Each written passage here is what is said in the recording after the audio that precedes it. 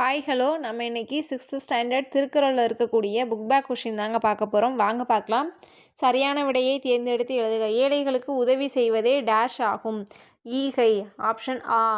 பிற உயிர்களின் டேஷை கண்டு வருந்துவதே அறிவினுடைய பயனாகும். துன்பத்தை.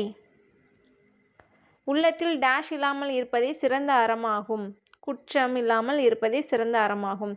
இடம் மாறியுள்ள சீர்களை முறைப்படுத்தி எழுதுக. வரியாருக்கு ஒன்று ஈகை மற்று ஈவதே எல்லாம் குறியெதிர்ப்பை உடைத்து நீரது. வரியாருக்கு ஒன்று ஈவதே ஈகை மற்று. ஃபஸ்ட்டு ஈவதே தான் வரும். ஈகை மற்று எல்லாம் குறியெதிர்ப்பை நீரது உடைத்துன்னு வரும். ஃபஸ்ட்டு நீரது, அதுக்கப்புறம் தான் உடைத்து. எனைதானும் யாருக்கும் எங்காற்றும் மனத்தானாம் மானா செய்தலையாமை.